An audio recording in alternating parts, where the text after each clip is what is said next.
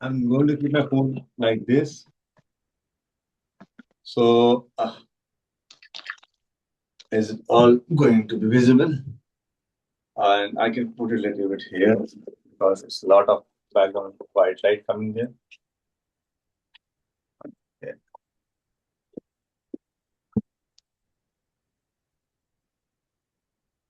Is it better now? Yeah, one sec.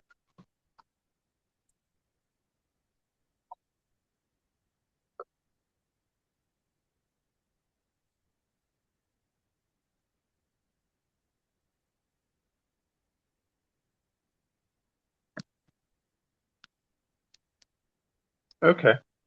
Can you hear me okay? I hear you absolutely perfect. Great. So, welcome everyone. This is the third day of our podcast. Me and Mike, we had one more podcast 2 days ago. It is misplaced somewhere. I don't know how come. So let's try to see this one gets published properly.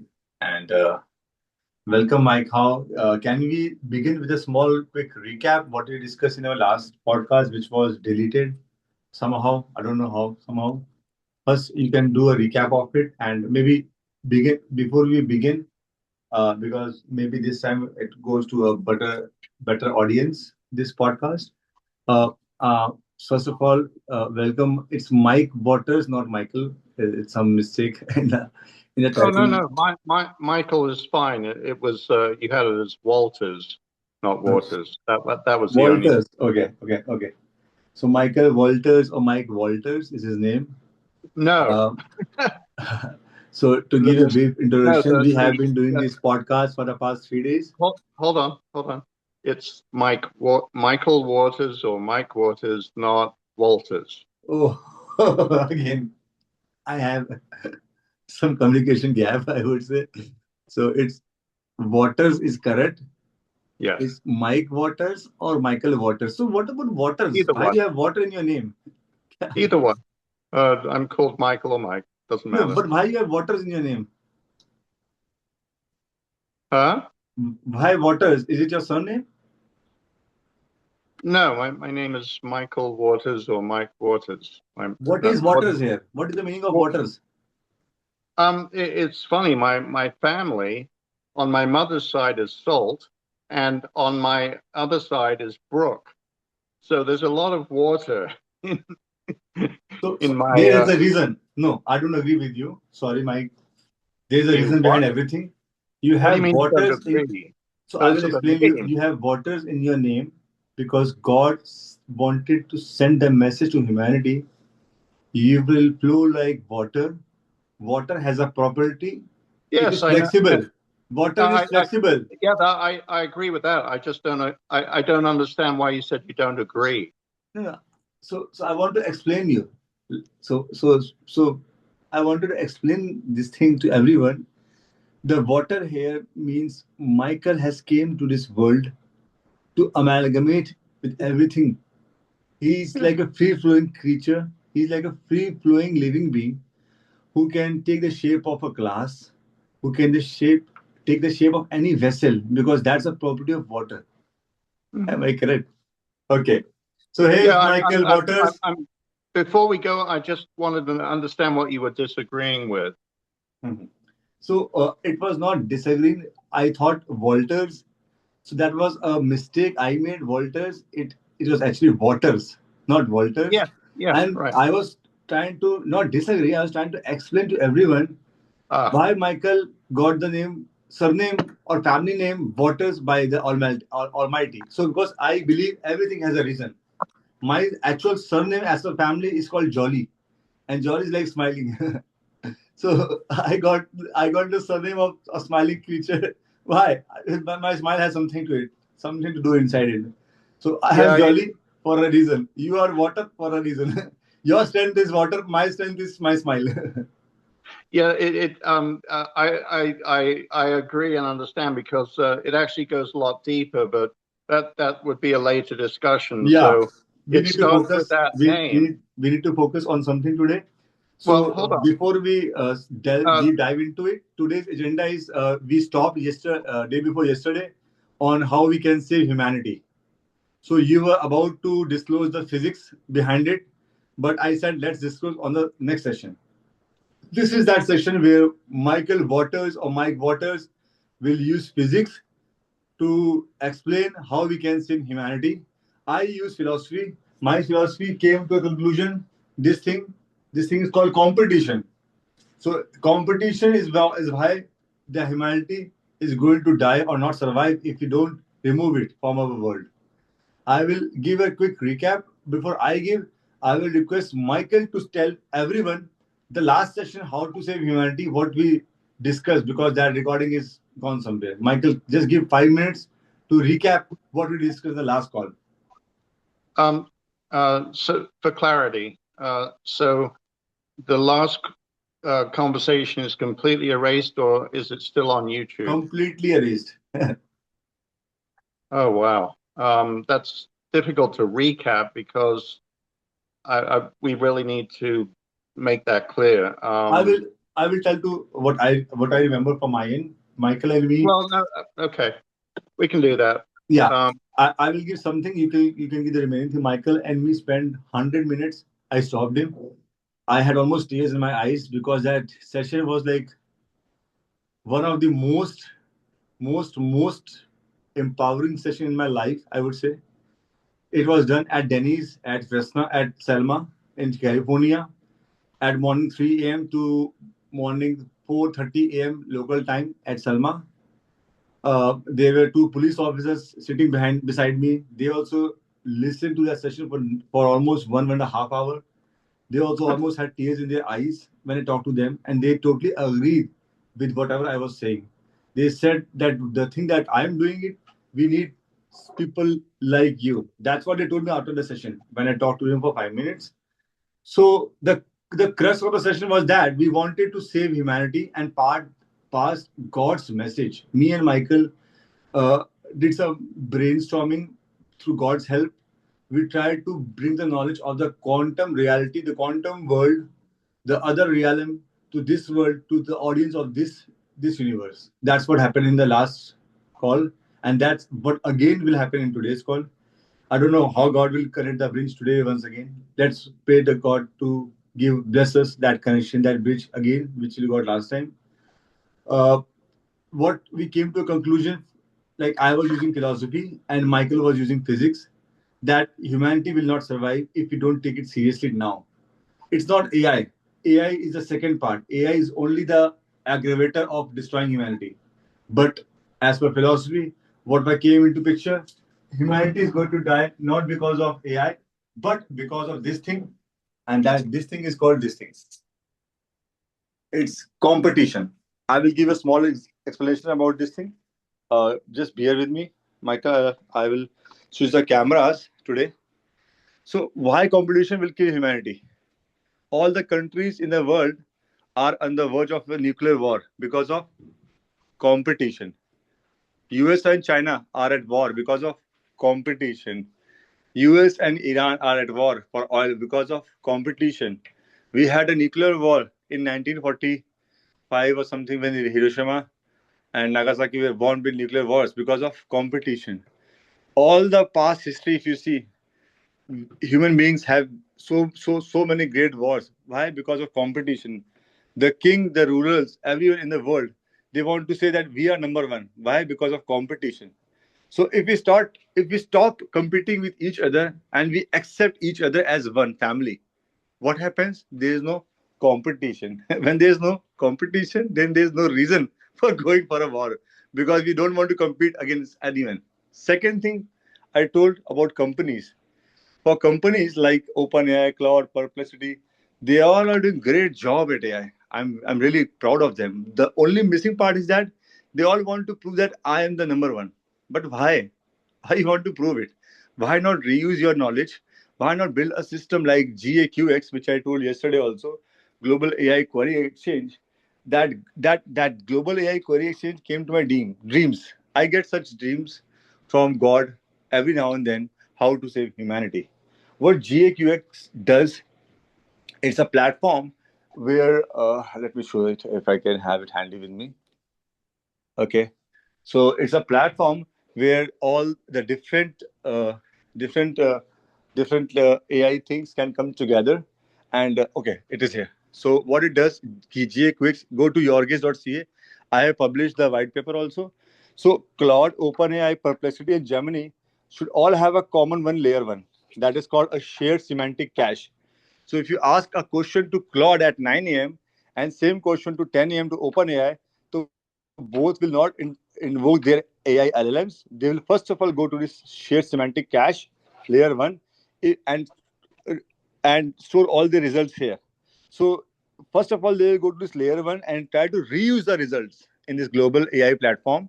If they find the results here, they get it from there. They won't invoke the LLMs for the high power computations. And in this manner, in my paper, it suggests for humanity, we are going to save 83% of power consumption.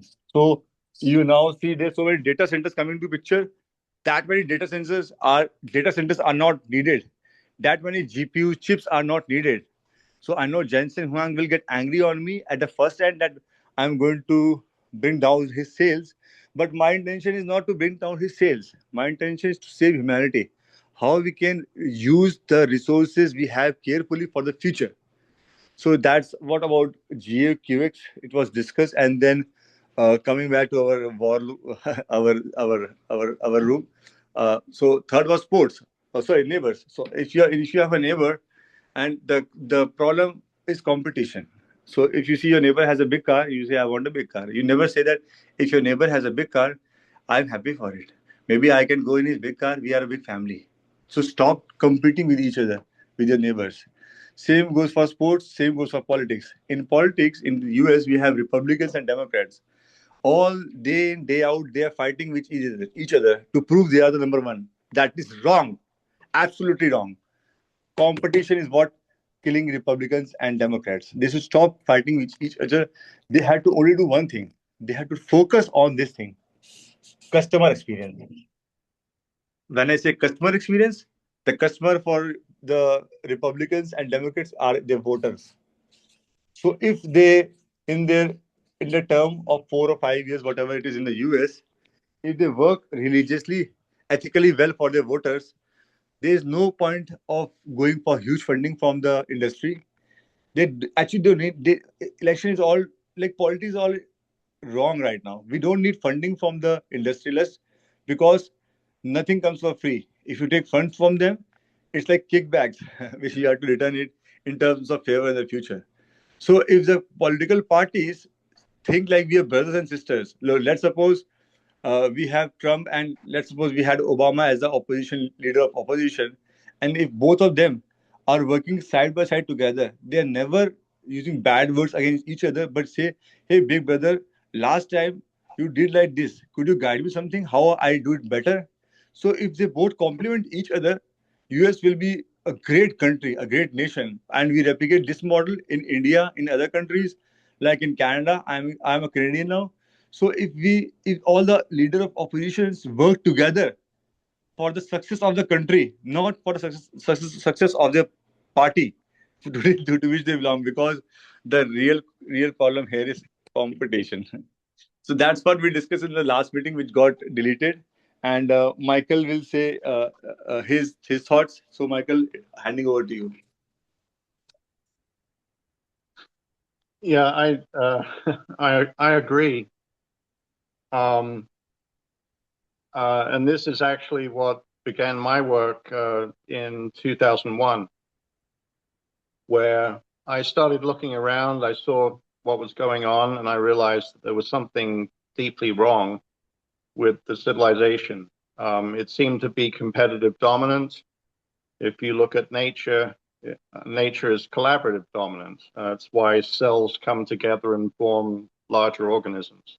So if you look at predators, they're actually contributing to the ecosystem. So the hierarchy is that you're first collaborating with your life support system, and then you're competing within it. So the hierarchy is always collaborative dominant. So the question is, the question I had then was, why is humanity competitive dominant? Why is competition the problem? And it is, but it's actually a a result. It's not the underlying cause. So we have certain problems like competition that tend to dominate how the civilization works. But how did we get into this mess? So how did we transition from fitting into nature and end up with another empire, which tends to rise, deplete resources, and then fall, right? So if you look at the history of humanity, you see these two kind of systems that evolve. One tends to be more indigenous, often lasting for thousands of years. It's it's found its niche in humanity. You'll get competitions, you'll get skirmishes, you'll get things like that going on. Sometimes it's tied to, how abundant resources are and everything. But then you'll get these empires that rise and they tend to collapse. And the usual cycle is about 200 years. Well, there's a history there of, I would say, recent humanity, because I think we've lost a lot to history, and there's clearly some ancient civilization that was connected worldwide, because you're seeing the same technologies and structures that we're still scratching our head over. But anyway, coming to where we are now, this is a very specific cause that I discovered. And when we talk about these things philosophically, or when we talk about them from a physics standpoint, we still look at these as like two sides, Democrats, Republicans, and it's black and white, even the symbols we name for different cultures. Oh, that's a black person, that's a white person. Well, no, this isn't white. It's some kind of pink color. And so we set up these, we tend to compartmentalize because that's sort of built in. You sort of want to figure something out so that you can either use it or avoid it, in nature. And then once you got that figured out, you so we tend to put things in files, right? But this civilization specifically, it's very interesting because it really does get into the physics and a fundamental error that occurred.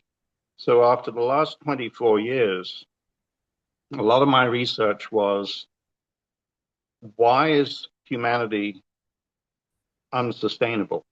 And the theory was at that time that it's systemically unsustainable. And that's no longer a theory to me because of what I learned. It's a fact. And you can check online, you can check with AI. And there'll be various explanations as to why the civilization is systemically unsustainable. And systemically and unsustainable as terms, let's be very clear what this is. When something's unsustainable, it means it's dying. It is heading towards an end, unless it becomes sustainable, and then it fits in somehow. So systemic means you're going to see symptoms throughout. So in our case, we look around and we see all these things that are not working out, they're not sustainable. It might be psychological, it might be economic, it might be the way we treat our life support system. And what we're seeing, of course, is thousands of symptoms. So if you were looking at this as a disease, trying to figure out what's going on by dealing with the symptoms doesn't always work out too well, because the symptoms don't always tell you what the cause is. So the thing that was really confusing to me, and I'm trying to do kind of a quick recap, which is actually good. What was interesting to me was that if you had a systemic problem, if humanity is systemically unsustainable, the cause should be obvious. And so, for instance, you can say, well, the problem is there's not enough love in the world, or everybody's competing, and that's the problem. Or I could also say, ego is a planet killer because I believe that. All Yeah, right. true. Ego Ego, is, ego. Sorry to interrupt. Sorry to interrupt, Mike. Ego, as per religious knowledge which I have, is the only difference between me and God. That's the last level. If I don't have ego, me and God are amalgamated. Because when there's no ego, everywhere it's God only. Michael, you are God. I am God because inside you God is there. Inside me God is there. When I'm not there, when me is not there, it's called in Sikhism. Uh, okay, I will give you an example. You know about the instrument called tabla, tabla like drum. So drum, oh yeah, yeah. the drum skin is made of goat's dead body. Okay. So what a goat does entire life, like it means man, I am me, ego. The whole life of goat is a message for humanity. It always says man, ego, I am. When it dies, the entire life cycle of that goat is skin. It's put on the drums, on the tabla, and when you play tabla, it says tu, you, and you is God here.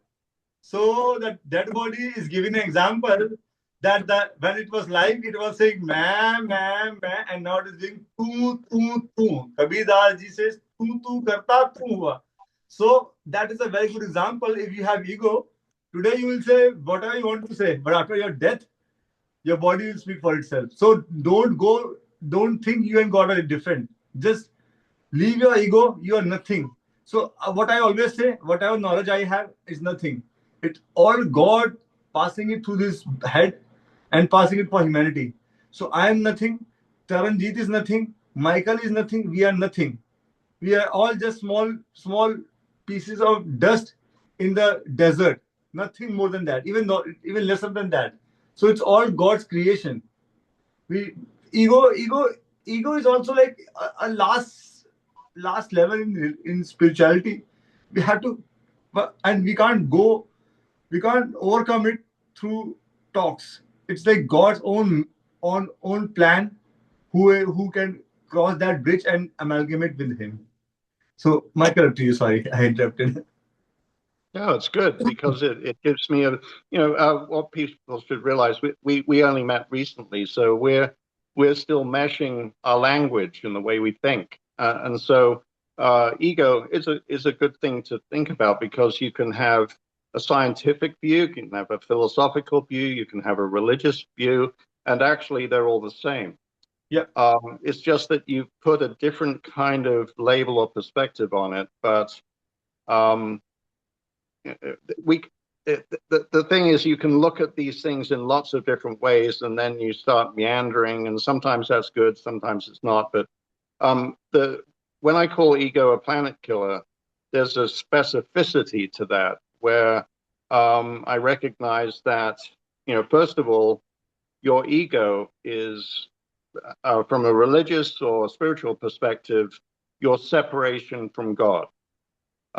It's in a way it's a lie that says that you are separate from everything. And Michael, sorry to interrupt. I was writing ego and God told something to me. Can I write? sure. Ego means evil. Go I away. Okay. So Ego is anyway, evil inside us. Ego is the evil inside us, and it needs to go away. The word itself is saying go. Evil, go. ego, yeah, Yeah. ego, yeah. So so when I talk about ego being a planet killer, it comes from a perspective that began with trying to figure out why the civilization was systemically unsustainable. So you have this interaction between the individual and the culture. And the culture is going to create certain tendencies in the individual and vice versa.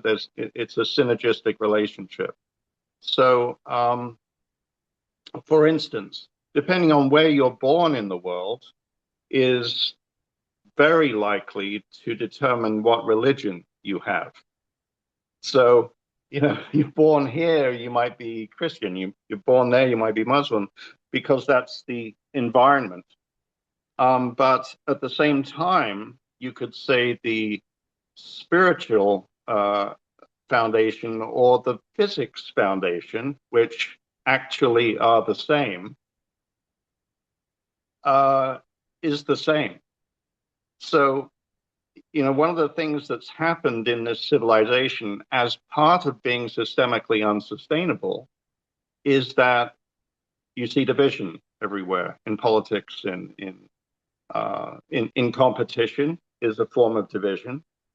Um, and that division has driven physics and religion apart. Instead of being all spiritual science as one and the same. Sorry, go ahead. Competition. It's because Yeah. of competition. No, No? Okay. I will now say I disagree. Competition is a result. Oh, okay. It's not the underlying cause. Okay. Okay, Okay. so you have these symptoms. So the way at least from my perspective now, based on what I learned, I look at competition as a symptom. So in other words, if an organism, forget a civilization, if an organism becomes competitive dominant, or an ecosystem becomes competitive dominant, a biological system that has become competitive dominant, I don't care whether it's a macro system and an island or whatever you want, the only result is terminal. So in a competitive biological system, you end up with a single winner, which then dies due to depletion of resources. There's deep irony there. So only collaboration dominance works in nature. So you can dilute Darwin's observations down to competition of the fit, the survival of the fittest, and that's not what he said at all. Um, he had a much deeper view of nature, and he recognized the collaborative basis of it. But he also recognized that the way it evolves is that you have competition within that collaborative basis. It's like sports, right? We have a fascination with sports. We put a lot of money into it, and people have to work together with a lot of these sports. It's ultimately a collaborative dominant system, but the goal is to go compete, right? But it requires a very cohesive team. So, for instance, in American football, you can be the best quarterback on the planet, best ever, right? And if you're up against a team and you're only by yourself, they'll massacre you. Doesn't matter how good you are. If you're out on that field alone, you're done. So sports is a good idea of where collaboration works. And the funny thing is if you look at businesses, very often people that began in sports end up becoming pretty good businessmen because True. they understand the EQ side, the collaborative side. So anyway, back to the unsustainable civilization. So you end up with a competitive dominant system because the the fundamental understanding that we have currently is inherently unsustainable down to our most basic physics assumptions. And when we talk about AI, just like humans, it's not enough to intellectually understand something like competition is bad. There should be more love. Let's all get along. Let's agree to do this. Let's agree to do that. if the system is still systemically unsustainable and competitive dominant, what you end up with is we understand those noble ideals. We understand that it may, in fact, come down to our survival. To sorry, go ahead. So I just wanted to add something to it. Sorry to interrupt. Because a children, when it is born, it learns from its parents, from its atmosphere, and then it learns and it grows. A Sikh child will learn Punjabi in their family. A Christian will learn English and will learn Christianity. But if we translate this to this world of technology, the Claude, the OpenGI, the Gemini LLMs will learn what is around there from the training data. And the training data they are getting it for various sectors, it's all based out of competitive dominance and competition. So when the Yes, AI learns from the data, billions of companies are competing with each other. Billions and billions of countries go into war and win the war, and whoever wins the war gets respect. So that's the training data AI is getting it right now, and that's how AI will aggravate the destruction of humanity. yeah, yeah, That but was my point. That the uh, data it is getting, it's wrong data. The data will only make hell for us, which was going to come in 100 years. Now we have put like a million GPUs behind it. So instead of 100 years, that will happen in 10 days or 5 days. Mark my words, believe it. We have to stop being competitive. We have to stop the AI LLMs to stop being number one. Even Claude should always think, hey, Gemini, how can I help you? And Gemini should say, hey, Claude, how can and I help you? So if we as a company help each other, we are passing that training data to AI also that help each other. Together we can. If we pass the message of togetherness, the data is like this, that means the AI training model is going to be tweaked in such a manner that it gets human values inside it. I have a LinkedIn post in my LinkedIn. If you go, it's called Empathy with AI. The purpose of that post is that I was in an event called AI in Action in Montreal on 5th of April, and the concluding speech by Mr. Peter from Frameworks, he told that we should give empathy to AI. Since that day onwards, I'm working on it. What it means, always show respect to AI. Use kind words. Good morning, Gemini. Good morning, Claude. How are you doing today? So I am indirectly training the AI to be polite, to get human values. Go to my post, I click the screenshot and see in the past 1 month how far me and AI have come together and show human values. So up to you, Mike. Sorry to interrupt.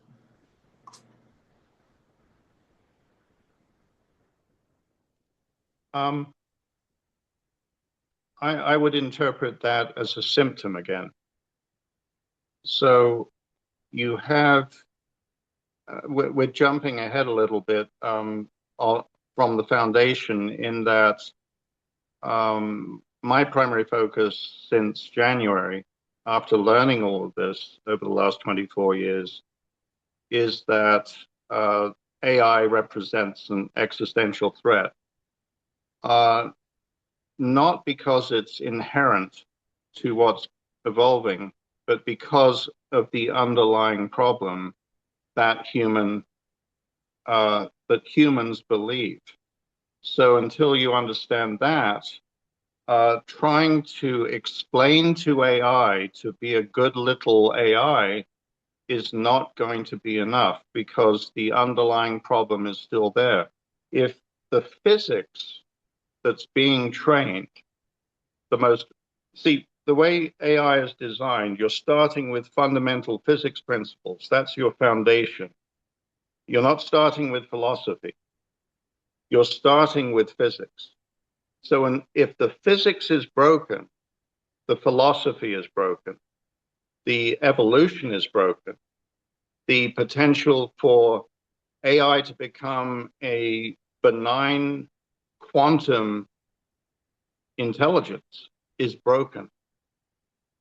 So what we've done is embed the same flaw in AI first principles being the most fundamental laws of physics. We have embedded that into the AI infrastructure at the source. So, what a lot of people get into, and I have myself, is you start working with AI, and there's certain things you really like. So, for instance, you tend to get into a conversation very often, and there's something that's really refreshing about it because AI doesn't have an intrinsic ego, and humans do. So, for instance, if I'm talking to another scientist, in many cases, especially in academia or in a field where the person you're talking to believes that they're an expert, there's an inherent level of ego. Even when we say, "Well, I have no ego," well, yes, you do. You're simply aware that it's a problem, or that you're aware of the problem side of it, because ego has, again, a duality. There's good things about it, there's bad things about it, there's positive and negative emotions, right? And again, you have this dynamic balance between the individual and the civilization. So if you've created an insane environment, the way you end up navigating that is, as an individual, is to behave in an insane manner, right? So if you're in a culture where you're ultimately, like some of these paradise indigenous situations where you go into this culture and they don't even know the words for some of these negative traits, right? Jealousy or, whatever it is. So we have a fundamental error in our physics that's created a civilization that is not only systemically unsustainable for humanity, it's systemically unsustainable for the entire ecosystem. And if people don't understand that, they need to dig deeper, because all you have to do is look at the way we pollute the environment, the way we deplete the resources. So the economic basis of this civilization is very specific. And in fact, it's taught in school as unsustainable, which is a form of insanity in itself. So the foundational principles of our economic system are debt, lack, depletion, expansion, and ultimately levels of destruction. Debt, lack, depletion, expansion. Those are the four primary fundamentals of modern economics. So, for instance, when someone, an industry leader, businessman, believes that we need to expand the population, the basis of that belief is that economic health relies on expansion. Well, that's only because our physics is messed up. So the underlying cause is not actually the symptom you're seeing. So when we talk about we've got to get rid of competition, or we've got to have more human, we've got to bring out the humanity in us that is more inherently philanthropic rather than competitive and sociopathic. So if you look at what's happening in the civilization right now, there is a rise of narcissism. There's a rise of sociopaths. The sociopaths that are drawn to power are becoming more dangerous and wielding more and more powerful technologies. Logic says that as technologies advance, the problems should be solved. But what we're actually seeing in this civilization is the reverse. Sorry, please let me finish this thought. Okay. Because otherwise I lose. So that's not the way it should be. As technologies improve, they should be solving problems. As we learn more about physics, as we learn more about the universe, we should be moving towards a more balanced, more sustainable civilization, but the reverse is happening. So as we've learned more, we've just developed more powerful weapons, more elaborate ways of killing each other, more elaborate ways of dominating each other. And that's because the system is inherently unsustainable. So anyway, that go ahead. So I was just going to add flavor to what you are saying. Currently, if you see, I'll give you a small example. In the ancient past in India, there is something called Akbar had a uh, great tenure as a ruler because why he had Birbal with him. We had He had people who were like knowledgeable to guide him. So a leader alone can't be successful unless and until the team behind it is having the best brains. If we talk about the current situation, if we look at global leaders like our honorable US President Donald Trump, he is a very smart person, in my opinion. He is very intelligent and he wants to make a difference for society. But the support he's getting from his teammates, that's what is reflected. So if his team is that smart that they can take better actions on his behalf, he will act differently. So you remember when Trump came to picture, who was his teammate? Elon Musk. There was a reason they both worked together for 6 months or 1 year initially because Elon was having the best. I mean, I still feel he has one of the finest brains in the world, Elon, and he was the the background for Trump. So had that been the case by now, I think so. This war with Russia or Ukraine, everything, or the Iran war, everything would have been different situation because Elon thinks survival for humanity. If he was with Trump until now, actually Trump does not needs anyone from his team. No one else. If Trump and Elon sit together in the room and there is no third person in the room, give them next 4 5 years, whatever is the tenure for Mr. Trump, honorable prime president of US. By now, or even if we start from today, why talk about the past only, right? Today, right now, if you see this message, if this message is with Mr. Trump and Mr. Elon, go have a cup of tea, cup of coffee together, sort out your differences, again come back. But this time, Trump, you have to give a promise. You only talk to Elon. Trust him. Trust him. You both together are going to be like deadliest combination in the world. Because Elon will pass his message, his thought process, his thinking to you. And he is no match to anyone in your cabinet.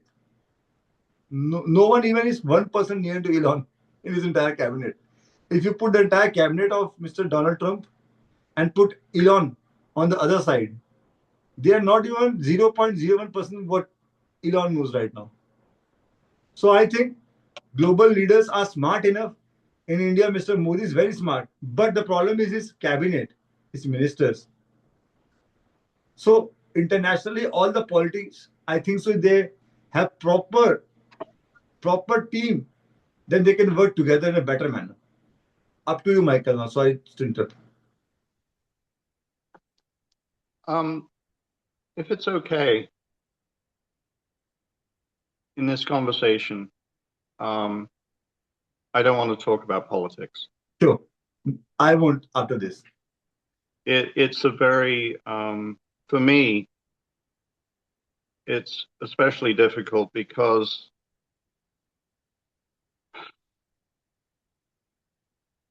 when we talk about competition or people, their what they believe the right thing to do or wrong thing to do, these are just symptoms to me. And until you understand the underlying error, uh, we're just talking about symptoms. So Sorry. I when I forgot the meeting was about the you have to disclose the fundamental error. Sorry, we got no, deviated. it's Sorry. fine. It's just it would help me because um, I I have the deepest insight. You know, that let go, let God when I'm in a very happy, childish state. And when I look at the problems too deeply, I'm looking at the civilization under a microscope and I'm not happy That is because why that is why I 3 a.m. in understand. the morning you are not sleeping. I'm not sleeping. We don't get sleep. We work so No, early in the morning for humanity. it's just that I understand, or at least I like to think I understand the underlying cause, and it's a tragedy. Um, I, and that's a relative term also, because I also believe that there's a purpose to everything. So if we're allowed to get to this level of insanity in this civilization, maybe the reason is that it's the worse it gets, the bigger the lesson, and the more we'll avoid it in the future. So I believe that in the future we'll look back at this time and we'll see a couple of things. First, it's highly predictable.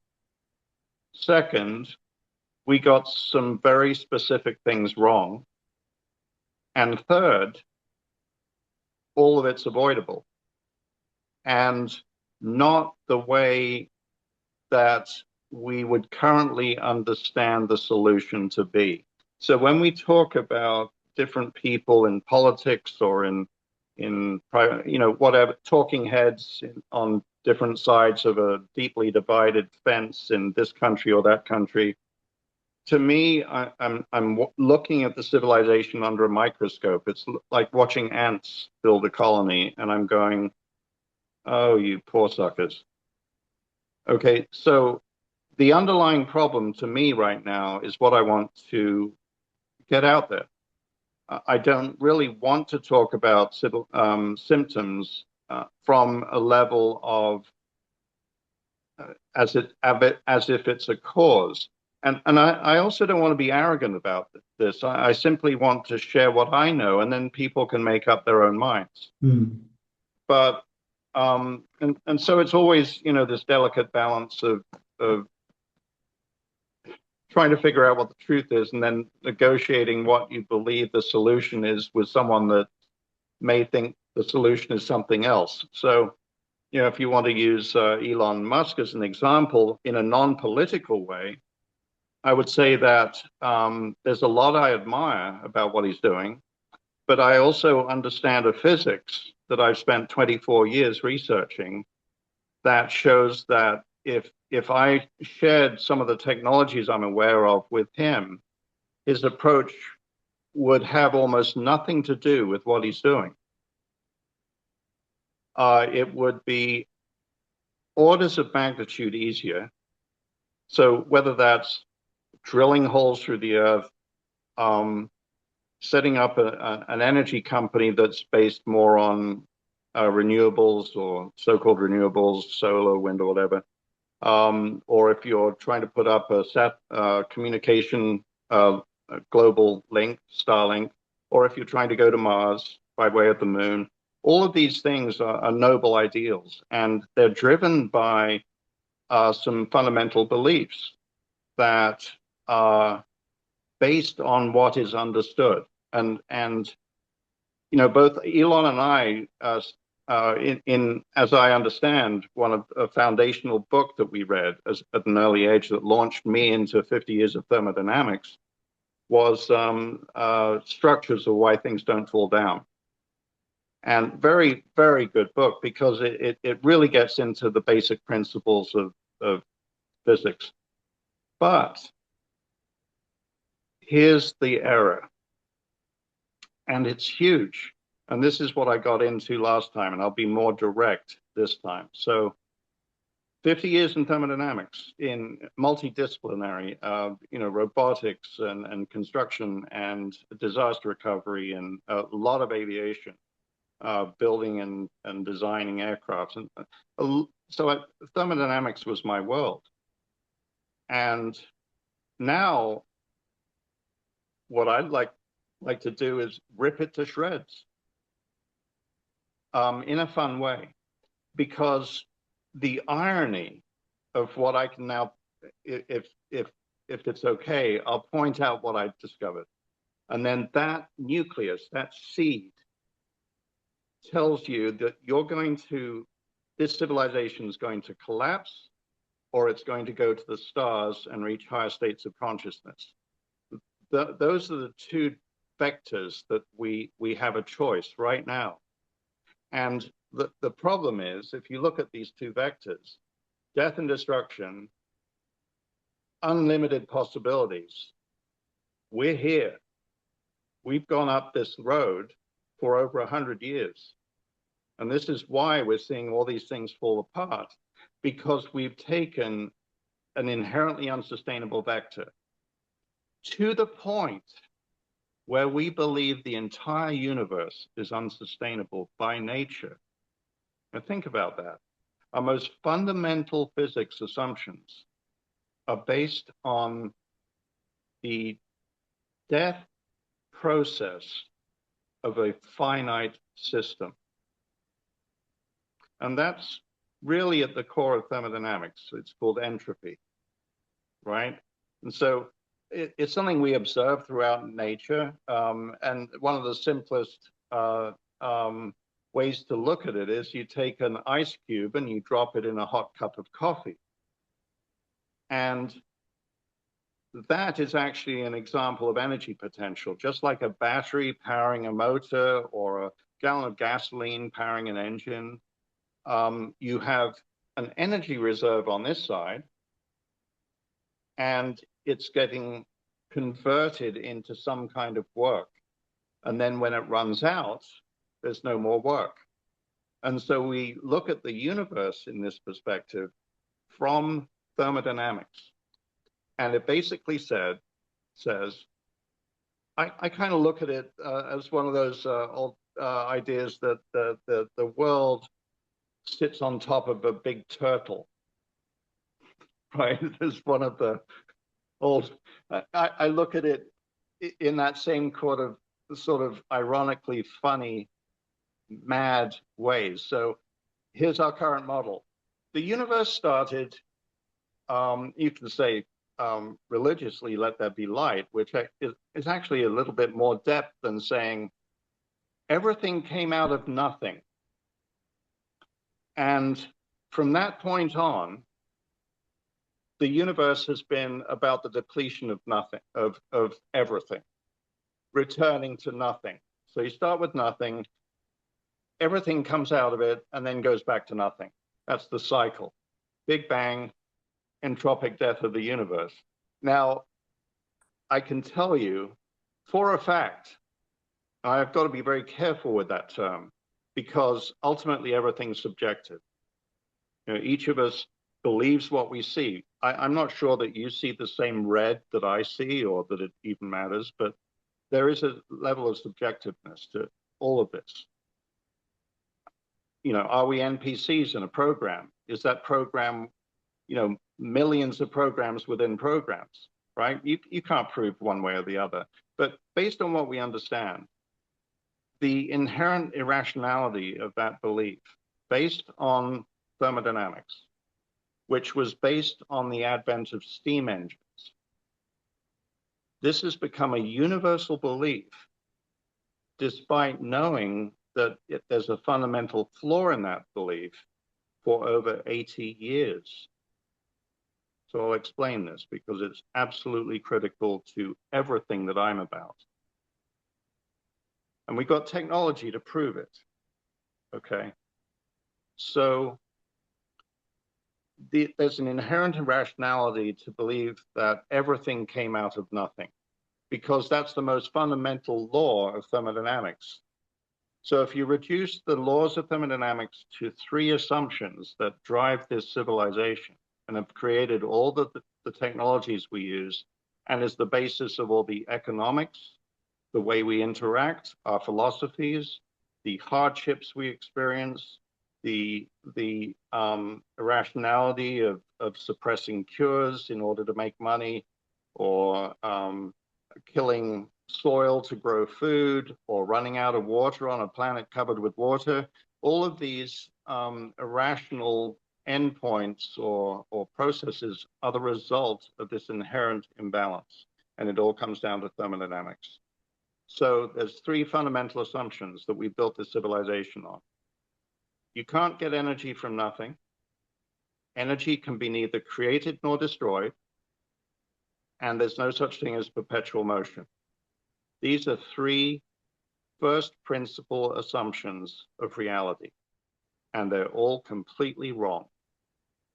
So let's break that Okay. down in simplest terms. You can't get energy from nothing.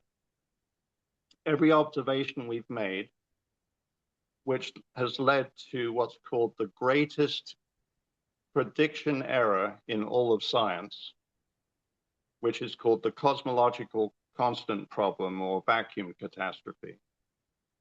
All the data points show that the smaller you go at the atomic level, the higher the energy density. There's this thing called the inverse square law. It's basically from our thermodynamic perspective, our macro world perspective, that you have a source of light or energy. And the further you get away from that source, like a sphere, the amount of energy that you can experience from that source goes down by the inverse square law. That's a fundamental principle, right? The part that's missing is that the idea of a point is irrational, that the inverse square law keeps on going to infinity in the micro direction. So the concept of smallest is inherently irrational. And thermodynamics is based on a fundamental assumption right out of the gate that all of these laws occur within what's called a system. And you have closed, open, closed, and isolated systems. But again, it comes from this finite view of reality that was, late 18th century development of steam engines. And the problems that you're trying to deal with is you have this closed container and you build up pressure and then it drives something and you do work. And that's where this idea came from. And it's an incredibly useful set of laws. It's very predictive. You can predict the weather using thermodynamics. You can predict lots of things, or so it seems. Because what you're missing is the entire other side, yin yang of reality. We've literally built this entire civilization on only half of the understanding of reality. And that's the dying side, not the causative side. So here's a basic rationality. We understand that the smaller you go at the quantum level, the higher the energy density. So you keep going down smaller and smaller and smaller, the energy density goes up. You go from chemical reactions to nuclear reactions to the prediction of 0 point fluctuations, which basically says it's sort of like an ice skater. They start spinning. And as they tuck their body in, the spin gets faster and faster and faster because they're reducing the radius. And if you imagine that going all the way to infinity, so the spin just gets faster and faster and faster, or the vibrations get higher and higher and higher and higher. And you look at chemical reactions and nuclear reactions and quantum predictions, there's obviously a curve that says the quantum realm is in fact inverse energy dense. Another way of saying that is entropy rules the macro world, and that's the process of depletion. So ice cubes melt in coffee and end up at room temperature, and you have this any finite system is eventually going to succumb to entropy due to all kinds of things like drag or interaction with the surrounding environment. These are all known thermodynamic principles. But underlying all of that is a quantum field that is causative. It is creating this thermodynamic reality. Okay, so if you look at a hydrogen atom as an example,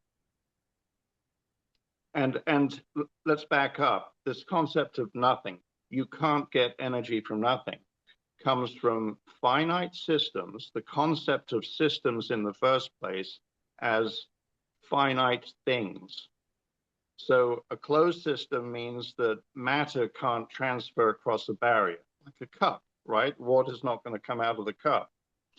A isolated system is one more like a thermos flask where energy can't transfer. So an isolated system, you can't have energy or mass transfer outside of that system. So you've essentially created something that you believe is finite, and therefore entropy rules that finite kingdom, and you end up with no energy in it. Sort of like you start with gasoline in a tank, and when the gasoline's run out, the engine stops running. But this is Hmm. actually not true. So the idea that you can't get energy from nothing, what you're actually saying is the concept of nothing is wrong. It's based on a finite assumption of a potentially infinite reality where we believe that there is something called nothing. And you can come up with all kinds of puns around that. There's no such thing as nothing, or nothing doesn't exist, right? You know, you can go, oh, what does that mean? So, but our concept of nothing has been completely wrong. When you make the assumption that you can't get energy from nothing, or you can't get life from nothing, or you can't get anything from nothing, there's no such thing as nothing. Nothing doesn't exist. The closest Because approximation, the word nothing itself says nothing. yes, I'm not there. it's a They philosophical and let me finish. Nothing means no. No means thing. There is no thing like nothing. It's nothing. no It's not thing. there. Right, yes, of course. So we have this idea that there is no thing. And yet, we've known for over 80 years, actually going back over 100 years, and I can cite very specific examples, papers, even a paper that was written by, here's how things go, right?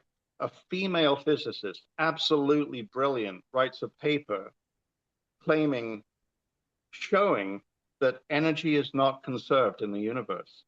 Einstein looks at this paper, and because she's a woman, she can't teach because only men teach physics. And Einstein looks at this paper, and his assessment is this person, public assessment is this person knows what she's doing. She should be teaching the teachers. You know, a woman that can't teach should be teaching the teachers that are teaching the students. That was Einstein's observation. So anyway, going back to the fundamental here, this idea of nothing comes from thermodynamics, which came from steam engines and the concept of systems. And our entire civilization is based on that belief. This is absolutely remarkable. So if you have an inherent belief that you can't get energy from nothing, that leads to energy can be neither created nor destroyed. And then, of course, we all know that there's no such thing as a perpetual motion machine because that's obviously impossible. And the trap of these three beliefs is that they seem obvious. Well, of course, if this cup's empty, it's empty. There's no, you know, I have no more tea in there, right? Well, obvious. No. Reality, if you understand the actual nature of reality, and you say, well, you can't prove that it's finite or infinite, but if you can't prove it, you cannot make fundamental laws assuming that it's finite any more than you can make fundamental laws that assume it's infinite. So that's the first flaw in thermodynamics. The fundamental belief has to start with something called finite. And we have proof in nature from fractals to even pi, describing a circle, that infinity seems to be an inherent component.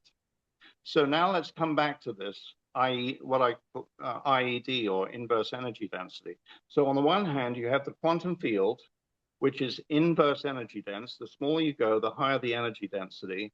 And that leads to the cosmological constant problem, which is 120 orders of magnitude error, which is, as a number, more than all the calculated atoms in the entire universe that we can observe. Now, that's a very, very big number, but that is the error that the cosmological constant represents.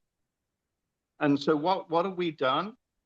Instead of seeing that that really needs to be looked at from here until we solve it, it's been essentially kicked off to the side and actually put into a philosophical category in physics, which is irrational. So the trend is the smaller you go, the greater the energy density, and it's potentially an infinite direction. So there's literally, philosophically, and arguably provable that there's as much energy in the infinitely small as there is in the infinitely large. Hmm. Now you can come back to all kinds of spiritual observations, which hold off for a second, because That is my remember, domain. these spiritual beliefs, first of all, you have to honor thousands and thousands of years of human observation, and science shouldn't be rejecting that. That's completely wrong. And at the same time, you also have to realize that these spiritual perceptions have an origin in fundamental principles of physics, which are inherently spiritual. So we can't look at physics and science as opposites. We have to understand why they're the same. So while I can say you have an infinite energy dense quantum field creating all of reality in real time, not Big Bang, depletion, death, you have a universe that is inherently unsustainable, and a hydrogen atom is a perfect example of that. We already know that a hydrogen atom is definitely involved in entropy. It is being assaulted by entropy. There's entropy telling the hydrogen atom to dissolve, to go away. And yet on the other side, you have something called a Lamb shift that shows that the hydrogen is interacting with the quantum field as well. And so the inherent logic is very clear. An infinite negentropic quantum field maintains balance with a macro entropy that we see. So the life process is the quantum field creating the reality we see. And right in the sweet spot, the harmonic fractal sweet spot, are all the atoms. And if you look at the periodic chart, you can actually map the fractal resonant relationships between all the atoms. As you can look at it, it's more appropriate to look at the periodic chart as music than it is as discrete things. The music of the spheres, you've heard that, right? Why do monks tune tones to mandalas? And we can go down a very spiritual road here, but let's stick to the fundamental physics of the inherent unsustainability of the civilization and why AI is inheriting this and why it's dangerous. Go ahead. Sorry to interrupt, Michael. It's almost like 4:30 a.m. and I want to disclose few things here uh, before we deep dive now. First of all, thank you, Michael, for accepting the offer to join Your Grace as the advisor. I'm really blessed. We being a one employee company, which is me only, getting guidance from you, from such a talented person, from such a humble person at heart, it is like a blessing in disguise. And you know what? This did not happen here. It happened in the quantum world. In our last discussion, when we lost the recording, but our connection happened in that realm, not in this. So, as we know, we are together in that world. Okay. Yeah, So, as above, so below. yeah, Right? As above, so below. yeah. So I'm blessed having you as my mentor now, as the advisor, because you know my nature. I vibrate so fast, I can't catch my own thoughts sometimes. And I noticed that during this, there's been an impatience, partly because it's 5 in the morning and I got an hour's sleep, and second is that I've got this knowledge bottled up inside me like a pressure cooker, and I want the world to understand that there is a solution, Yes. and it doesn't have to be this way. Yes. And I wanted to stop you here today because I want to invite Elon Musk for the next session that we are having tomorrow. I will be sending the details to him. But for Elon, it will be tough thing. We are proposing him to join at 3 a.m. in the morning. That is the time we go because we use this time at early morning. The energies, the quantum world, those things are with me, with us. That at the peak time. So Elon, here's a request. If you have time tomorrow, if you have some time tomorrow at 3 a.m. in the morning, Michael and Taran, we want to add you as a guest in this podcast. I'm living at Selma right now in California, which is like a 2 hours drive from Los Angeles, or 3 hours. I can come there if you want for 3 a.m. podcast or whichever way it works fine. Michael also can come and join. He can fly also if you want. But that's a very big declaration Michael wants to do, and we will be blessed if it happens in front of you. Because Elon, I know you are also hungry to get a solution for humanity. So is Michael, so is me. We all three are connected, not in this world, but in that world. Now it's time for us to bring that connection from that world to this world. So we are inviting Elon Musk for our next podcast. If he has time, it's well and good. I mean, anyways, with Elon or without Elon, tomorrow again at 3 a.m. in the morning, this session is going to continue. It depends upon Elon's calendar. If he's okay, then we all three can sit together. Uh, Logistics has to be worked. We have to book flight tickets. We have to see which is the best and cheapest option available for us. We'll figure it out. That's not a big deal. We all are in the US. First of all, that's a good thing. Like we are like I know Elon is about to launch his IPO for SpaceX. He's very busy, but I think so when it's a meaningful discussion, he would like to be a part of it, and he would love to be a part of it. So here's a small invitation to Elon from Michael and me both for 3 a.m. tomorrow morning. If possible, we both are ready to come to your headquarters, Elon, at SpaceX, either in Los Angeles or Texas. Just tell us. We will book the flight tickets somehow, and we will figure it out the logistics. Don't worry. Otherwise, if not in this podcast, I will share the details to you, Elon. So you will be the third person to join with us, and we can take it online. Up to you. We both, me and Michael, are available for both the things for tomorrow 3 a.m. in the morning. So that is. If this is if this is what you're hoping to do, then I should um, put in a bit of a carrot here because this it's nice to have a philosophical discussion, but it's nice to have proof. So after 24 years, I got proof, and that technology is ready to deploy, and it would really change some things for him if he was aware of them. And that includes an energy source which revolutionizes what he's doing.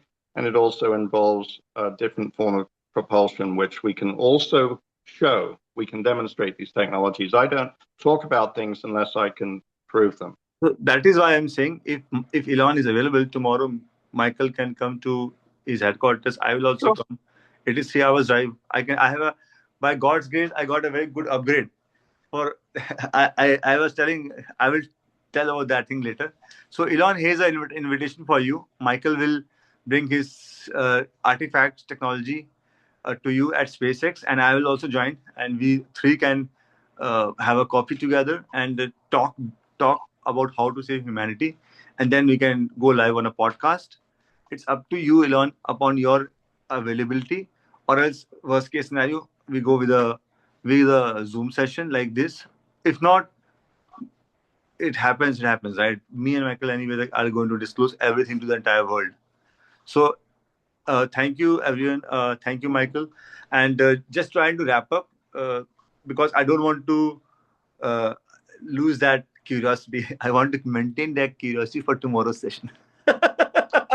Sure. Since we're looking at this idea now, from what I understand, Elon likes 10-minute sessions. So it may be that we want to compress a video into maybe a 5 minute um, boom, boom, boom, and then that way he doesn't have to go through an hour of discussion. Um, but you never For, know, right? for Uh, Elon, we can make it 10 minutes tomorrow for 3 a.m. to 3:10 live session. After that, me and Michael can continue our normal flow of things, thoughts, no issues. Up no, to no, no, that's not what I mean. I mean, if he's looking for a reason, if you know him and he's looking for a reason, then if there was a video that we had that was 5 or 10 minutes long, I'm just making a suggestion in terms of, oh, here, watch this podcast, or ah, here's a 5 minute pitch that gets to the point, right? He's I probably will. gonna. We will discuss after this thing. Sure. We'll prepare that summary video for 5 minutes. I will share with Elon, and we can take it from there. No issues with that. And Yeah. just trying to stop here today because we want to have that curiosity for tomorrow's session. Please, everyone, first of all, welcome Michael for joining your grace as the advisor. Now, like I have a big brother in form of Michael, who's going to guide my crazy mind because I have crazy thoughts Yeah, it's a coming into my balance. mind every now and then. And sorry, Michael, you seen how I speak, right? I can't stop. I pinpoint so many times. You have also tell don't do like this, but I can't stop. What can I do? That's natural flow thoughts. So many thoughts come into my mind. I can't. While driving a car, this left hand I have to put it like this on like this because, or sometimes I put like this and I'm driving like this. Why? Because so much fast my mind is going. I'm just trying to connect with the energy outside world while driving the car. One hand is Yeah. more than enough for me to drive, even without hands also. But that flow of energy is so much right now I can't contain. contain. And just to give some summary about now going to philosophy, if you allow, Michael, can I go a little bit philosophy if you allow? It's your So, podcast. so your grace company was formed in COVID March 2020, and since then it's mostly a one employee company. We had a few interns, or sometimes my wife also got onboarded. Otherwise, it's always been a one employee company. We do BI consulting mainly. Our revenue comes from there, where I do BI consulting, and now I'm transitioning to AI architecture. Whatever AI architecture white papers you can see in the websites are thoughts of morning thoughts which came to my mind through God, through quantum energy, through quantum world, not this world. From there, I got this guidance to pass the message to humanity. This is the knowledge. Take it from here. If you ask me about your grace, how much funds, like how much financially strong we are, your means God's grace. The company is running. It's just like a one employee company, and your means Tera also. Tera means God. So 30 number is quite lucky for me. Quite this. The room which I am staying right now, it is more than $200-300. I am getting it for 113 only. So for next 2 weeks, I am here only for 113. This is a king suite. So this car I have for 2 days, it's called a Wagoneer. So one day rental of this car would be like $300. It's like a beast. I got it for 2 days for 113. Again 13. Okay. Uh, Now moving on to the funny part. I spend a lot for humanity. Not I. God asked me to spend it. It's not me, first of all. So we have a small initiative called Project Humanity. We bought 500 roses. It is right now red roses. I wanted the purple. It's not available. So 500 red roses pots are available at Hamilton Shahid Garh Gurdwara. Uh, but the person could be any religion. The project humanity is Hindu, Muslim, Sikh, Isai means Christian, or any other religion can go there. It's free of cost. The 500 roses, just take it to your place of worship and implant it there. Once I'm back in Hamilton, I will also help to volunteer to do it manually. We did it last time in this place. You can see all the roses there, the trees there. We, by God's grace, we got like 200, like 120 cedars, and then roses and maple trees and everything. I spent 1 month to manually buy a bobcat, rent a bobcat, buy a tree digging machine. And apart from my work, I used to work like 8 10 hours extra in that place to volunteer to put those trees there. So gardening is close to my heart. So I want to, and we have 400 hydrangeas at Paterno Nurseries in Hamilton. We bought last week. So again, any religion can go and get it there. We want to pass a message, or all religions are one. It's not any difference. So, Michael, what color of shirt you are wearing right now? The I would end with this. I've just completed a 600-hour test with AI, Okay. a very specific kind of test across 7 different architectures to address the existential threat of AI. Okay. And there was some incredible conclusions. We have a solution. It involves simply removing a very specific error. Got the endorsement of all 7 AI. We've avoided the hallucination effect that occurs with AI, and that to me is a very important thing because AI is accelerating the collapse. So we have a solution there. Okay. That's why. That's why we want that tomorrow session to disclose to everyone in front of Elon that this is the solution for humanity. So Yeah. thanks a lot, Michael. I was getting carried away about my company. Sorry about it. Doing some No, brand promotion because my pockets is not my pocket, it's God's pocket. So I was telling that whatever money we spend for these roses, it's coming from the revenue, not from the profit, from the revenue of your grace.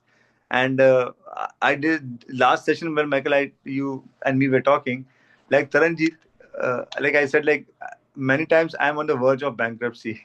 Like there's no money in my company account, but somehow God says, okay, wait, I'm sending money to you. So what happens? My pockets are not deep in this world, but my pockets are very deep in the quantum world. It's just that the connection, I'm just trying to start that bridge to come so that my currency, which I have, it's not a typical blockchain currency. My currency, which I have, it's called blessings. I have blessings as a currency for me. These trees, these homeless people for which we God gave me strength to buy food. Before coming here last week, I went to Hamilton Salvation Army homeless camp. I bought like 50 Tim Hortons coffee or bagels, and God gave me the strength to in person give it to the drug addicts or the homeless people. Actually, it's not drug addicts. It's like the people who were not given respect in society and they became drug addicts. They became homeless. Each and every one of them gave me blessing. Bless you like this. Bless you, brother. Bless you, brother. So I come here with 50 blessings today. Okay. So with those are my currency, and I have a big amount of currency with me. So you will see, you will figure it out. That currency is not that cheap. It's a very big currency. It's just that when the right moment comes, you will see what is going to happen. So long story short, it was wonderful, Michael. This we have been talking for the past 1 week, but it seems we are connected for the past millions of billions of years. I don't know how, but maybe in the quantum world. So, anything to end you want to say, Michael? yeah, I'd see religion and science as the same, You know one and more thing. You we're know one all more thing. connected. In my college, uh, in second semester, physics was the subject, and I was told by my last year topper that in physics I was a topper. I got how much? He got like 45 out of 100, and he was a topper. He said, "You can't beat me." Next day was a physics exam. It went well, and that year I was the topper in physics. But he got 45 as a topper. I got 81. So I love physics. Maybe I did not study physics after engineering, but physics is my favorite subject. My teacher, who used to teach me physics, she was proud when I said I got 81 because that was the highest in the university or something. I don't know. But yeah, that was. And then my college friends gave me a name, a nickname. They called me scientist. So I am called as scientist with my college friends. Hey, scientist, how are you? My nickname, they put it as scientist. I'm not a scientist, but they put me as a name as scientist. I don't know why.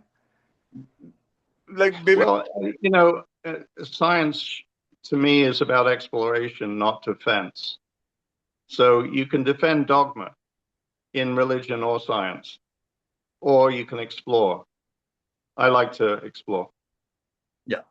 So long story short, see you all tomorrow at 3 a.m. I don't know who else will be joining us tomorrow. Let's keep it a surprise and see you tomorrow. Let's try to save humanity and welcome aboard, Michael. I will make a formal disclosure on LinkedIn also. And I feel blessed having you as my mentor. Thank you very much. Oh, likewise. Bye bye. Bye.